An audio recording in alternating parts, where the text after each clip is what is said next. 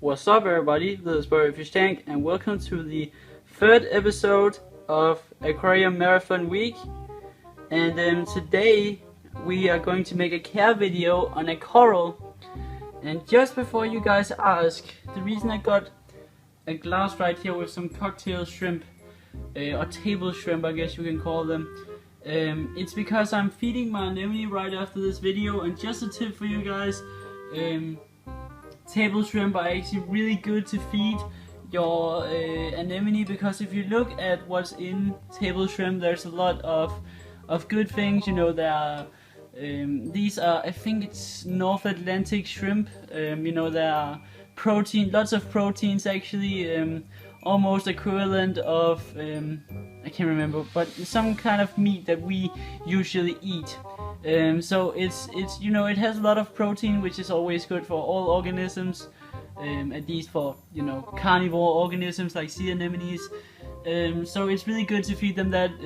Only give them like one shrimp though, but the rest of this is for my geophagus and things like that. So anyway, let's talk about the coral I wanted to talk about in this video, and it's Xenia coral, which is these guys right here. Now Xenia are what I would say as an average coral. I would say it's it's not easy to keep, it's not hard to keep either, but it's somewhere in between. It of course depends a lot on what your tank is like, because a lot of things that happens with Xenia, some people just can't keep Xenia simply because even their water is maybe too clean, they don't have enough iodine in the water. You know, things of that nature. My damsel is digging in the sand right now. This is one of the problems I have with my tank. It's just my damsel digging up the sand here in the front, because it's his, look at that, because it's his little area. Just look at that. That guy's crazy. Just look at that. What is he doing? Let's just watch him a little bit actually. He's a little bit strange. Oh, he swims away.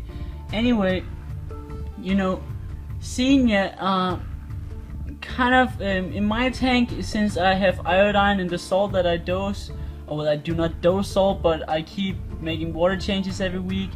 You know, there is enough iodine for this coral to thrive, and my water is not completely clean. It's still a little bit dirty, and Xenia likes a little bit of dirty water.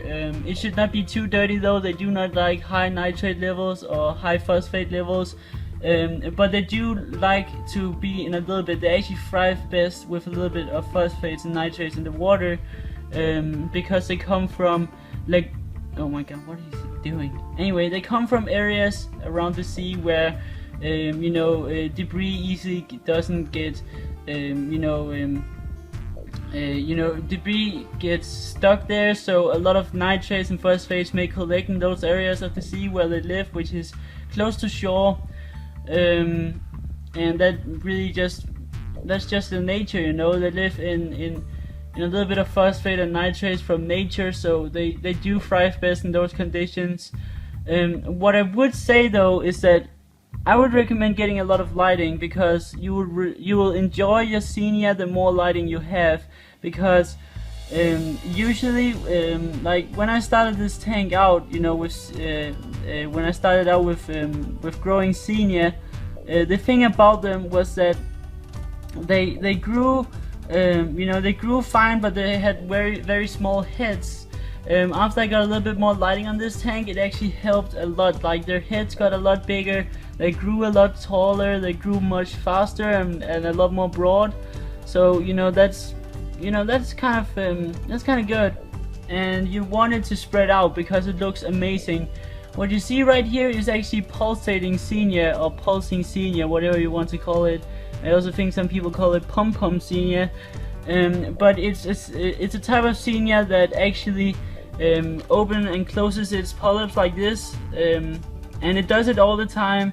You can't really see it when there's water flow right now, but they always do it. There's no complete explanation of why they do this, but what people were saying in the start when they saw this coral was that it was probably just to catch food, because as you can see, if we look at their polyps, let me just zoom in on their polyps right here, you can see they have all these small feathers sort of thingies, which they use to catch plankton. These feed on plankton, which you can feed them plankton, it's not necessary, but they'll get a lot more healthy by doing so, and it doesn't really hurt your tank, because you should grow these guys in a little bit of more of a dirty tank anyway, so it doesn't really matter. But so you can feed them plankton, it's no problem, just don't overfeed them, remember that. But phytoplankton is good for these guys. But anyways, what they do is that they pulsate when there's no, or well, they pulsate all the time in fact, but it's a lot more visible when there is no water flow. And the new explanation that has come out for not a too long time ago is that people think it's because they want to make a decent amount of water flow around them, and a lot of different polyps doing this pulsating behavior will actually do a lot of turbulence around the coral, which could maybe be because, you know, they want phytoplankton to flow in, they want to catch more phytoplankton. So it's both sides pretty much. You know, they like water flow because then they can catch phytoplankton. That's the whole point of their feather polyps right here. So it's mainly because of that, to create some sort of water flow around the coral so that they can catch more phytoplankton, and more phytoplankton will come through the coral.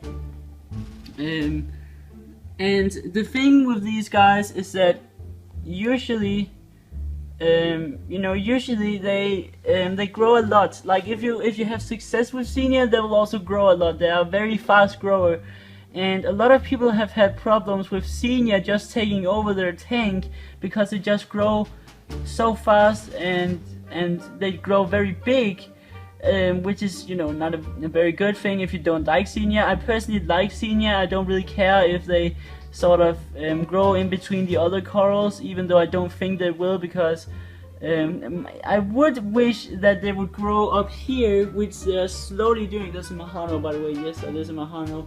I've always had Mahanos in this tank. They don't really spread that much. I usually kill them with some Apothecia eggs, but they always return. Like it's crazy. Anyway, you know, they have started to grow up along this side right here, so maybe they will grow up into the place where I want them to be, and maybe they'll grow in between the Kenya trees, which is kind of what I want, but I don't think they will because there's not a lot of lighting over there, which is not good. Which brings me to the other thing. What I said about highlighting is because these guys are photosynthetic, like most other corals are. You know, they have zooxanthellae in its tissue, and for that reason it lives off of photosynthesis. So, you know, these guys are a great coral. I think they are both good for the experienced and beginner aquarist. But beginners do remember that they do need a little bit more dirty water, which is why I take them as a little bit more beginner friendly. You know, because beginners usually have a little bit of dirty water, you can't really avoid that. And they're good for nano tanks, because in nano tanks it's very, very hard to keep the you know, the nitrates and phosphates down to a proper level where you can keep, you know, some species of SPS and things like that. So, you know, I can actually recommend them for nano tanks because they fit the nano sort of water chemistry, which usually happens. I'm not saying all nano tanks are dirty, but most of them are. Let's just be honest, you know, come on. Anyway, what I would say though is that these guys do not sting that much, because I've seen them grow up along my Colestria, and they have touched the Colestria, but rather is the Colestria actually stinging them. You can't actually see the Colestria doing any sort of shrinking method or any defensive mechanism other than stinging. So, you know, they do not sting that much. They do sting a little bit, I believe, but not a lot. So they won't really, you know, soft corals are generally, or well, not Kenya trees. Kenya trees actually do sting pretty hard, but Xenias don't really sting that much. They're a little bit more of the soft coral variety that doesn't really sting that much. They can grow pretty much everywhere, which is great. I actually think that is really great, because they can grow in between all corals and things like that, which is really nice. But you can see my fish actually nips in my Xenia sometimes. And I guess it's because I actually don't know why they do that, but my fish always nip at them. Earlier today I got a new addition in this tank, which is, you know, I said that my Scarlet Skunk cleaner shrimp was dead, because I've had him for like 1.5 years now. So, you know, I got a new shrimp, which is a blood red fire shrimp. It's pretty much just a cleaner shrimp, you know. It's a little bit more pretty than the Scarlet Skunk cleaner shrimp in my opinion. But it's a really nice looking shrimp. The problem is just that they hide all the time, which annoys me quite a lot. You know, he's sitting in the cave over there. And you know, the thing he did when he came in here was actually nip at the senior. He was sort of, with his claws, he would nip at the senior stems. Oh well, I don't guess it's, I think it's stems. I think that's what you call them. You know, the arms or whatever of the senior. Then he began nipping at those just because he had, I think maybe he didn't, I don't know why he did it, but you know, it was okay. He didn't really hurt it or anything like that. He just nipped at it really quickly, and that was pretty much it. So yeah, and also if you want to propagate this coral, it's not really that hard, because soft corals usually split. You know, they split and reproduce asexually, so that means that they can just drop an arm and it will flow away and they will attach to something and it will grow further on there, and etc, etc. You know, so that's how they reproduce. I also believe they do reproduce sexually, but you know, I haven't seen them do that. I don't think they do that a lot in aquariums. I don't think corals really do that a lot. It's pretty rare that you see corals actually doing sexual reproducing in an aquarium. I've seen some few people doing it, which is pretty cool, but it's rare.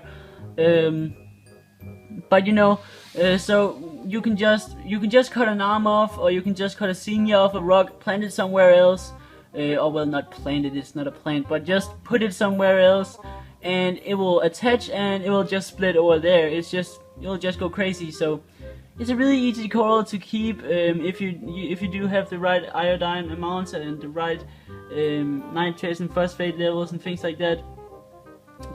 So yeah, one of my favorite corals actually. I've wanted them for a really long time, and I finally found them for like a couple of months ago. And I only started with like this much, a very little tiny bit of senior. I can actually I think you can find it in my update 10 or 11, I believe. Or was it 9 or 8? I can't remember. It's somewhere in between that range of reef updates. I got them, and you can just see how much they've split.